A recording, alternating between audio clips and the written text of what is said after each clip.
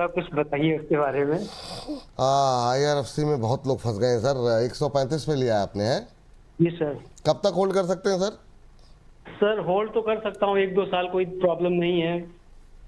हाँ, बात तो सही है। चलिए चलिए, आपके अंदर तो ऊर्जा बची हुई है। बहुत लोग तो अब ये भी कह रहे हैं भाई अब होल्ड करके फ़ायदा हो तब तो होल्ड करें, वरना फिर निकलें।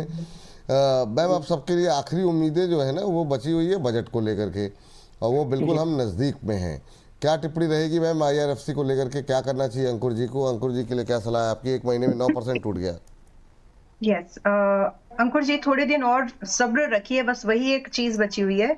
सब्र के अलावा और कुछ नहीं है फिलहाल के लिए। और मैंने जैसे अभी डाउट भी किया था कि कैपेक्स इन्वेस्टमेंट अगर बढ़ी नहीं, एट पार तो अलग बात है, अगर बढ़ी नहीं तो सेंटिमेंट्स बूस्ट नहीं होंगे PSUs में।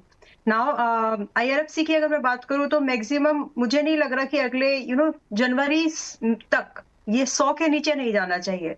तो आप इसको होल्ड कर सकते हैं, 110 के आसपास में है। अगर बाय चांस आपको ये 100 के पास मिल जाए, इट्स इन केस कि तो आप वहां पर थोड़ा बहुत एड ऑन करने की कोशिश कर लीजिए। और फिर नजरिया जो है मैक्सिमम मेरी ओपिनियन में आप 1-2 साल होल्ड करने की जरूरत नहीं लगती मुझे। 6 महीने का टाइम दीजिए इन स्टॉक्स को, सिर्फ जून तक का। अगर ये जून तक परफॉर्म कर जाते हैं तो आपके, अगर नहीं तो फिर आप पोर्टफोलियो में शफलिंग के बारे में सोचिए सीरियसली। वेल, 100 के आसपास एवरेजिंग करना बनता है एक बार तो, जब इतने दिन से होल्ड किया है। और रही बात एक एवरेज एक्सपेक्टेड टारगेट, तो 135 से 155 तक तो मैं देख पा रही हूँ अगर हो जाता है तो।